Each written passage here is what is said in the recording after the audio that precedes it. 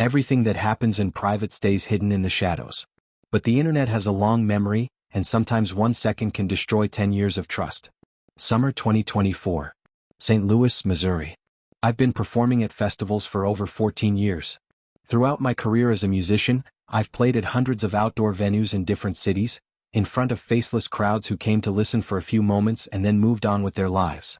There's something magical about it. When you hold a guitar, a street becomes your stage and people stop, listen, forget about their problems. At least for a few minutes. My wife Chloe always loved this about me.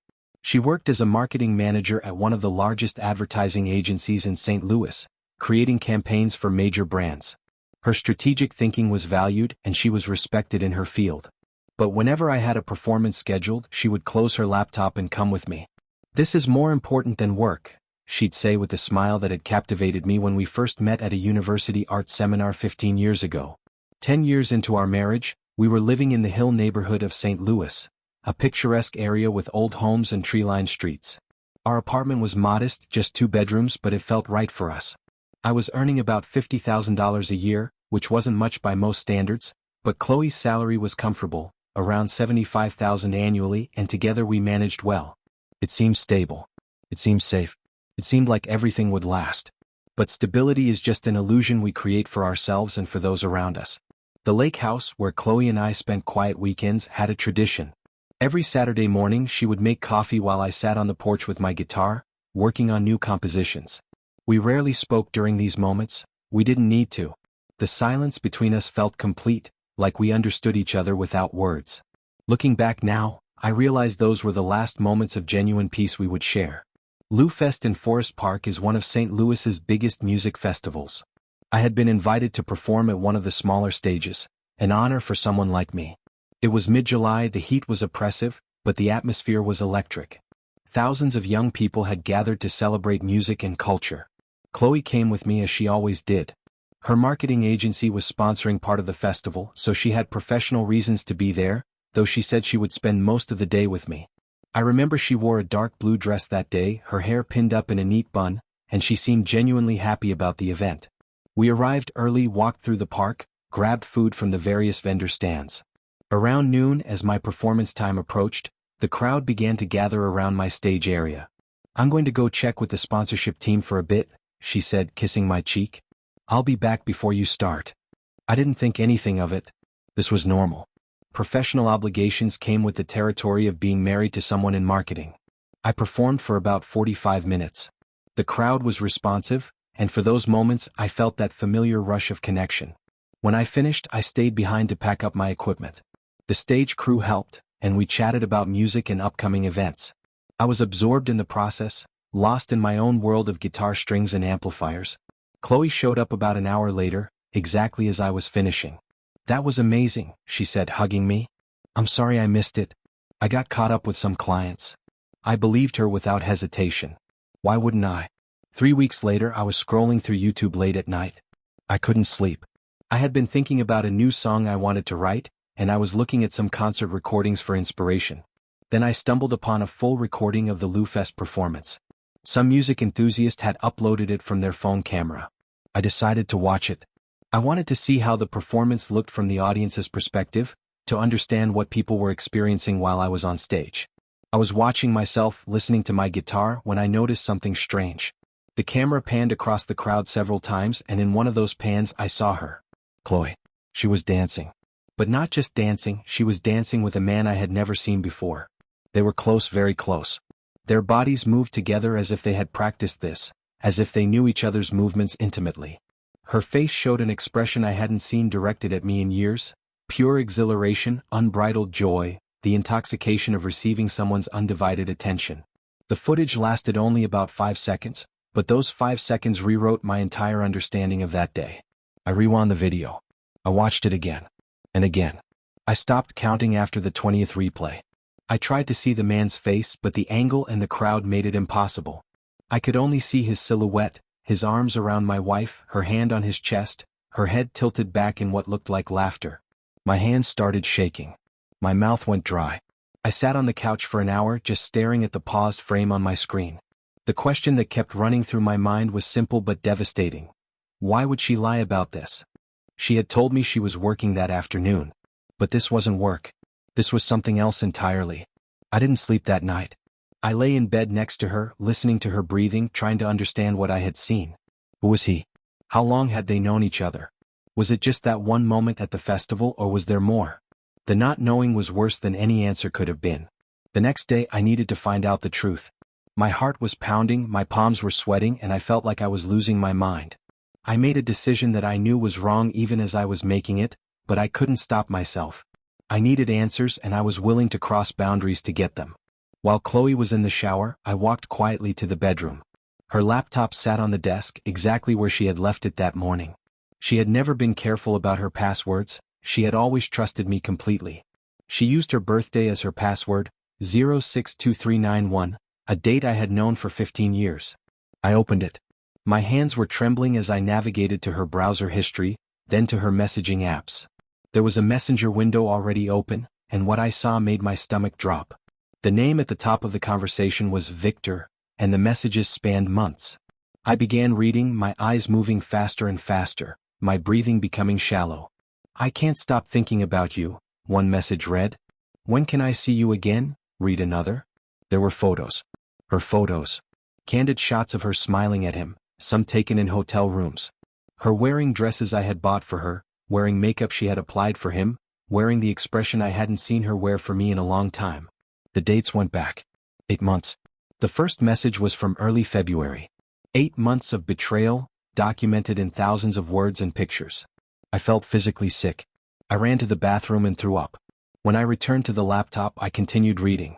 Victor, according to his messages and the information Chloe had shared with him, was a tour guide. He worked for a company that provided guided tours of historic St. Louis for VIP guests at festivals and major events.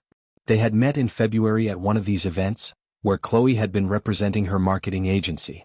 But there was something else. Buried deeper in her messages was another name, Kent. I knew that name. He worked at her agency. I had seen him at corporate events. I had even gone out for drinks with them once as a group. The messages about him were older, dating back about 2 years, but they followed the same pattern. The same romantic language. The same intimate arrangements. The same promises. So Victor wasn't the first. I sat down on the floor and tried to breathe.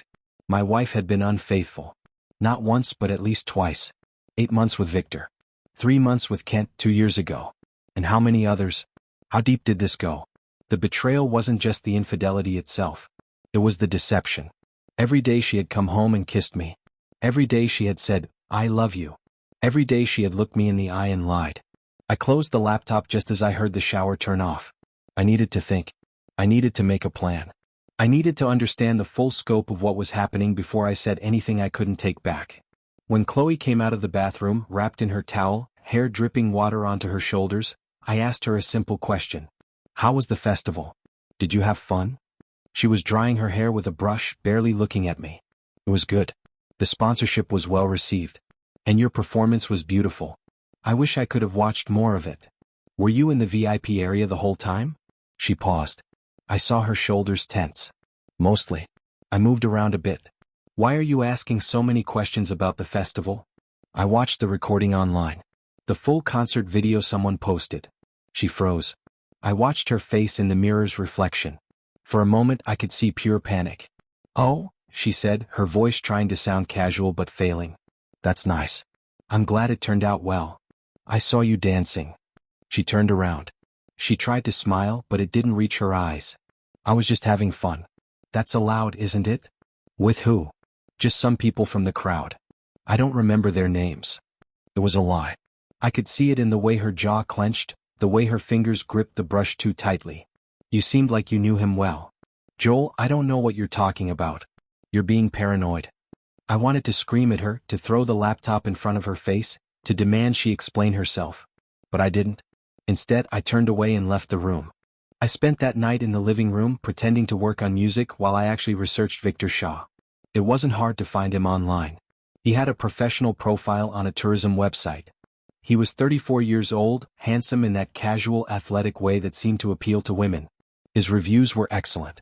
Professional, knowledgeable, and charming, one review read.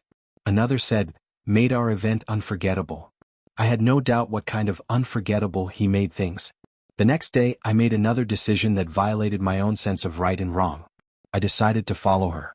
I knew where she said she was going, a client meeting in downtown St. Louis. But I had a feeling that wasn't where she was really headed. When she left the house at 2 o'clock, I waited 5 minutes and then followed in my 10-year-old Honda. I kept my distance, staying several car lengths behind her, switching between lanes to avoid being noticed. It was something I'd only seen in movies, but desperation makes people do strange things. She drove not toward downtown but toward the River District, an area filled with converted warehouses and old brick buildings that had been transformed into trendy apartments and boutique coffee shops. It was about 15 kilometers away, a 20-minute drive from our house in the hill. She parked and walked into one of the buildings. I waited a moment and then followed. The lobby had mailboxes with names on them. I found it, Victor Shaw, apartment 301. My entire body went cold. I left the building and returned to my car. I couldn't confront him. I couldn't demand explanations at his door. Instead, I sat in the parking lot, engine running, air conditioning blasting, and I waited. 2 hours and 17 minutes later, she came back out. She was walking slowly, purposefully, wearing the same clothes she had left in, but her hair was different, messier, like someone had run their fingers through it. Like someone had been close to her. I followed her back home and waited for her to arrive. When she came through the door, I was sitting on the couch, my laptop closed, my hands folded in my lap. "How was your client meeting?" I asked quietly. She froze in the doorway. "It was productive," she said carefully. "Why? Did they change their location downtown?" "What? The client? Did they move?" "Because I drove past your agency on my way, and I didn't see your car there." She set her purse down slowly, buying time. "I met the client at a coffee shop instead. It was more convenient." "Which coffee shop?" "Joel, what is this? Why are you interrogating me?" I stood up. Looking at her face, seeing the defensive expression, I realized that she wasn't going to confess on her own. She was going to keep lying, keep denying, keep pretending that nothing was wrong. "I know about Victor," I said. The color drained from her face. Her mouth opened, but no words came out. "I read your messages. I saw the photos. I know you went to his apartment today." She sat down on the nearest chair, her legs apparently unable to support her weight. "It's not what you think," she whispered. "Then what is it? Explain it to me, because from where I'm standing, it looks like you've been having an affair." She started to cry. Not the dramatic crying I might have expected, but quiet, desperate sobs. And as she cried, she told me part of the truth. She and Victor had met at the festival in February. He had been charming and attentive. He made her feel special in a way that she admitted she hadn't felt in a long time. They had started with innocent conversations, then coffee meetings, then something more. It wasn't planned. It just happened, she said. One moment they were talking, and the next moment they were kissing in his car. After that, it was difficult to stop. "Why?" I asked simply. "Because," she said, struggling to form words between sobs, "with you I felt ordinary. Stable, yes, but ordinary. Victor made me feel alive." Those words hit me harder than any fist could have. I didn't ask about Kent that night. I filed that information away for later. Instead, I told her that I needed time to think. I said I was going to stay at my friend Roy's house for a few days.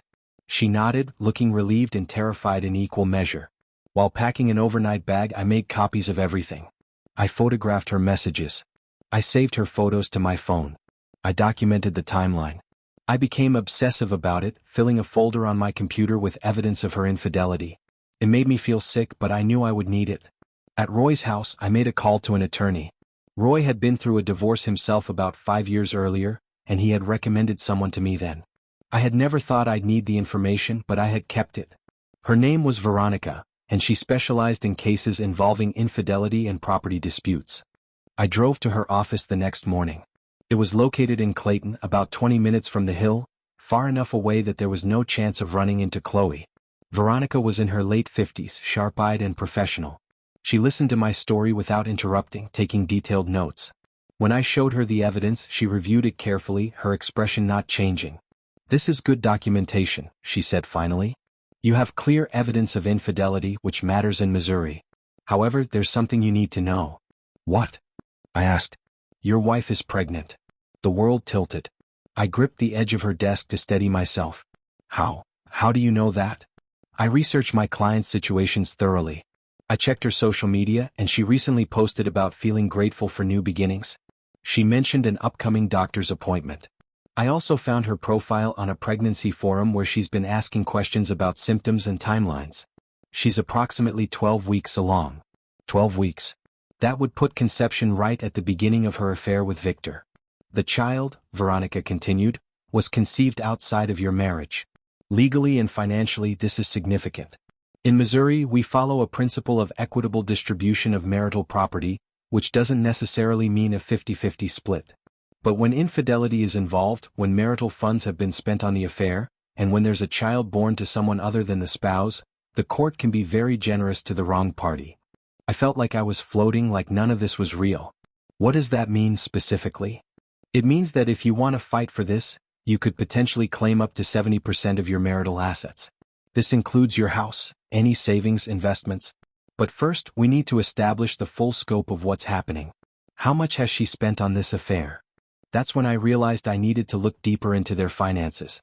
Over the next week, I examined every bank statement, every credit card transaction, every wire transfer.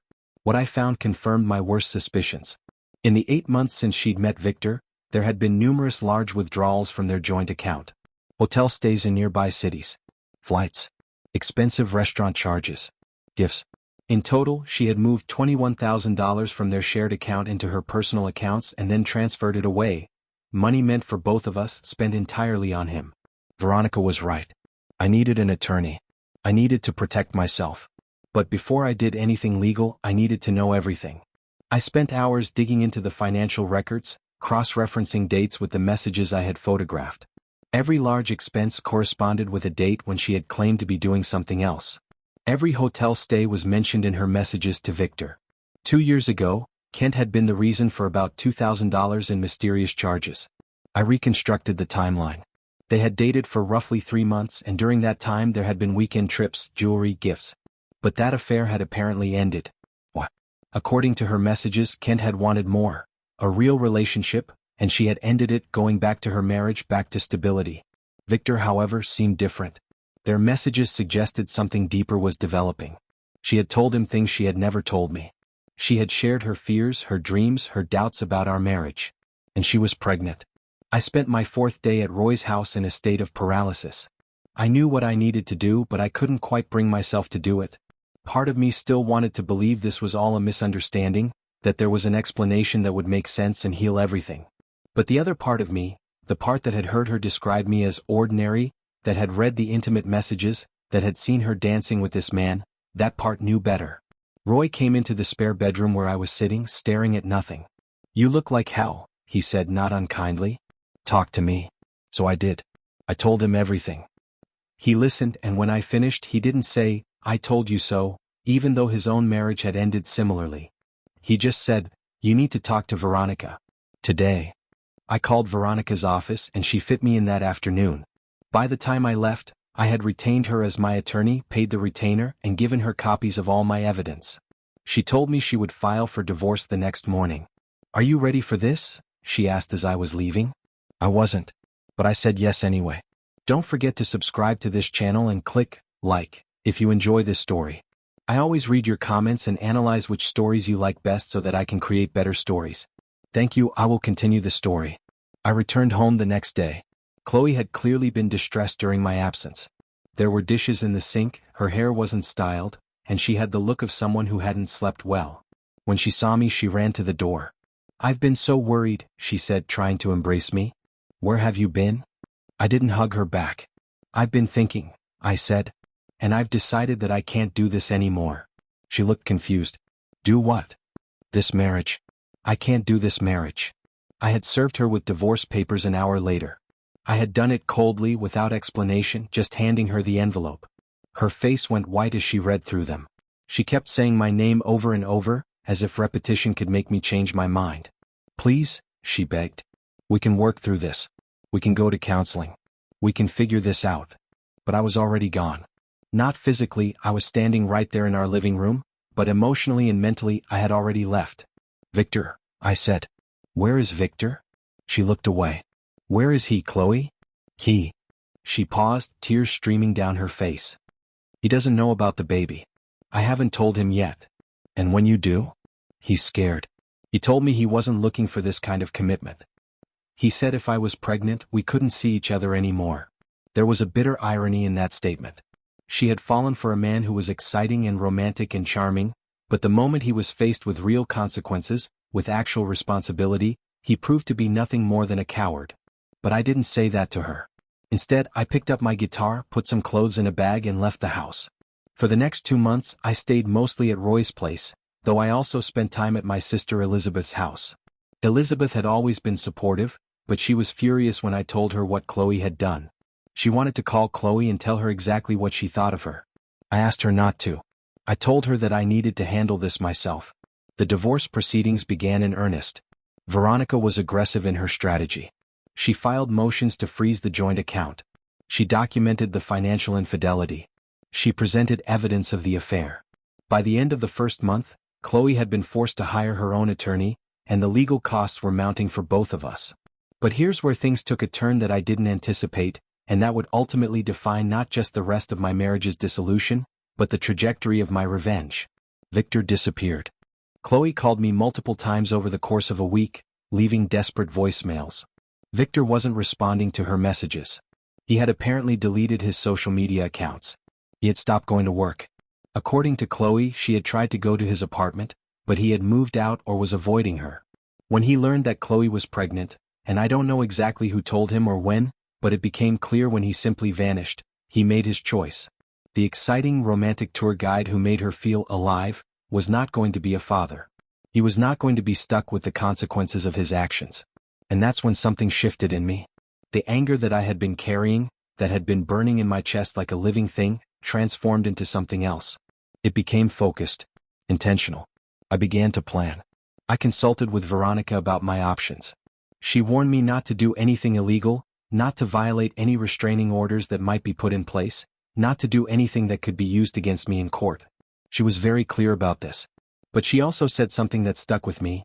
In a divorce with infidelity, sometimes the court's decision is just the beginning of justice. Sometimes people create their own justice. I interpreted that however I wanted to interpret it. I started by documenting everything about Victor's employment. It wasn't hard to find.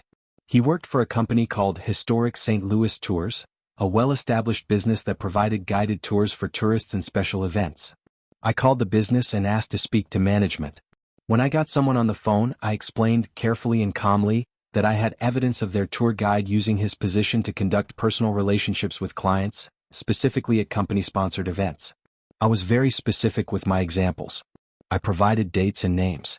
I said that this was a breach of professional ethics and potentially a liability issue for the company. I suggested that they might want to investigate. 3 days later, Victor was fired. I read the article in the St. Louis Business Journal. Historic St. Louis Tours parts ways with senior tour guide. No specific reason was given, just that it was a mutual decision. But I knew better. Then I created several social media accounts under anonymous names. I researched tourist review websites. On TripAdvisor, Yelp, and Google Reviews, I left detailed comments about my experience with Victor Shaw as a tour guide. I wrote about his unprofessional behavior, his tendency to blur the lines between professional and personal, his willingness to use company resources for personal gain. I was careful not to directly accuse him of anything that could be considered defamation.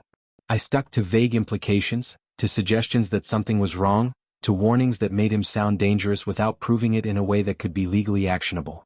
Within 2 weeks, Victor's online reputation was destroyed. He had perfect reviews before. Now potential employers Googling his name would see these anonymous negative comments. But I wasn't done. I started researching Chloe's workplace more carefully.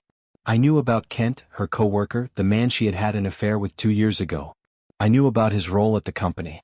I knew that he was currently employed there, probably still believing that no one knew about his past relationship with Chloe. I called Chloe's marketing agency anonymously.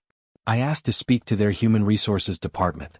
When I did, I explained that I was a concerned business associate with knowledge of an inappropriate workplace relationship between 2 employees 2 years ago. I provided names, dates, and details. I indicated that this violation of company policy had never been properly reported or addressed. Within a week, Kent was terminated for violation of company policy regarding workplace relationships. Chloe's world was starting to unravel. The real destruction, however, came when I decided to go public. I created an anonymous blog. I titled it, the marketer who chose excitement over integrity. I started writing the story in a way that was entirely truthful but thoroughly devastating. I included screenshots of messages, without names visible, images of hotel receipts, documentation of the financial transfers. I wrote about how a marketing professional had hidden an 8-month affair from her spouse. I wrote about how she had drained joint savings to finance romantic getaways. I wrote about how she had allowed herself to become pregnant by this man, only to find herself abandoned when he discovered the consequences. I was careful to never directly name her. But anyone in the St. Louis marketing community who had been reading the local business news would have known exactly who I was talking about. I submitted links to the blog on marketing forums. I posted about it in St. Louis community Facebook groups. I emailed the story to journalists, though I wasn't surprised when they didn't cover it, citing privacy concerns. But the damage was already done. The story went viral in the local marketing community. People were sharing it, discussing it, theorizing about who the woman was. Some people correctly identified Chloe. Others confused her with different people, but eventually the truth emerged. At work, her colleagues began to distance themselves from her. Clients started requesting different account managers. The opportunity was there for her to deny everything, to say it was fiction, but the level of specific detail made it impossible to claim it was false.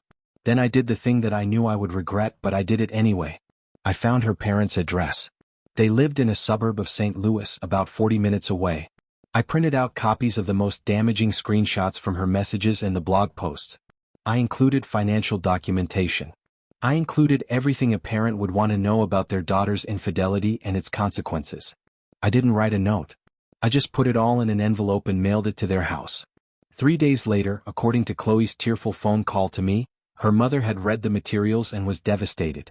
Chloe's father refused to speak to her. Her younger brother, apparently, had called her names I won't repeat. The family that had always been central to her identity had essentially written her off. By November 2024, the divorce was finalized. As Veronica had predicted, I was awarded 70% of our marital assets. This included the majority stake in our house. Chloe received 30% and minimal alimony, partly because Veronica had successfully argued that Chloe's infidelity and financial betrayal justified the larger award. I sold the house and used the proceeds to buy a smaller place in a different neighborhood. I wanted to start fresh, to remove myself from any environment that contained memories of our marriage. The money I had earned during my career was intact. More than that, I had become something of a local celebrity. People who had followed the story online began coming to my performances specifically because they saw me as the wrong party. My gigs became more frequent. I was invited to perform at better venues. I started getting booking offers from outside the city. For about 4 months I felt satisfied. I felt like justice had been served. And then Chloe gave birth. It was mid-April 2025 when she delivered a son. She named him Victor Jr., keeping the father's first name despite the abandonment. According to the information that trickled to me through mutual acquaintances, she had no support during the pregnancy or birth. Her parents didn't visit. Her brother didn't reach out. She had given birth essentially alone, with Victor Sr. nowhere to be found. She tried to contact him, naturally. But he had changed his phone number, deleted his social media, and essentially disappeared from the state. She posted on the forums and websites trying to locate him, but he was gone. He had made his choice and he was running from its consequences. Chloe was left as a single mother with a 3-month-old baby, no job, and a reputation destroyed in her professional community. I should have felt victorious. I had done what I set out to do. I had exposed her infidelity. I had ensured that the men involved faced consequences. I had damaged her career and her reputation. I had lost nothing but a marriage to someone who had betrayed me, and I had gained financial stability and social sympathy. But something unexpected happened. Guilt crept in. Not guilt about the divorce. Not guilt about exposing her infidelity. That was all justified. But guilt about the extent of what I had done. Guilt about the anonymous blog, the emails to journalists, the anonymous reports to her company, the letter to her parents.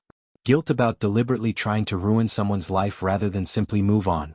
When Roy came to see me in my new house, a nice place with a good sound room where I could practice my guitar, he asked me how I was feeling. Like I made a mistake, I admitted. What mistake? You exposed an unfaithful wife. No, I did more than that. I destroyed her. She destroyed your marriage. Yes. But 2 wrongs don't make a right, do they? Roy didn't have an answer to that. The last I heard about Chloe was about 6 months after Victor Jr. was born. She was working as a nanny and waitressing to support herself and her son. She had completely withdrawn from social media. She had moved to a less expensive neighborhood farther from the hill.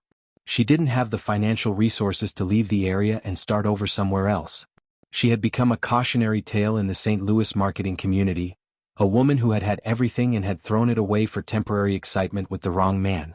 But here's what people didn't know, because I had made sure they couldn't know it. She loved her son deeply.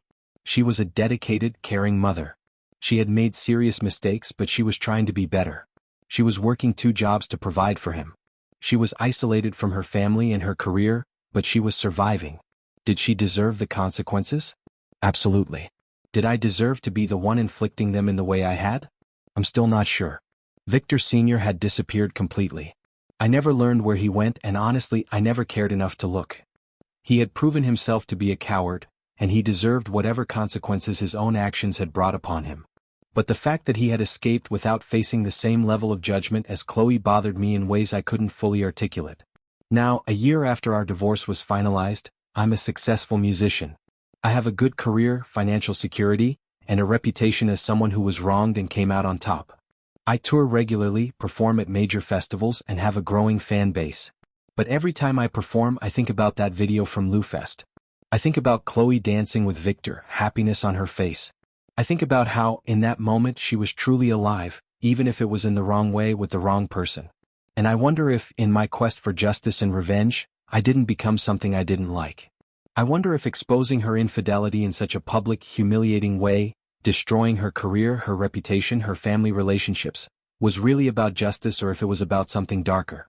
Veronica, my attorney, said something to me recently. You won the case, but I'm not sure you won anything else.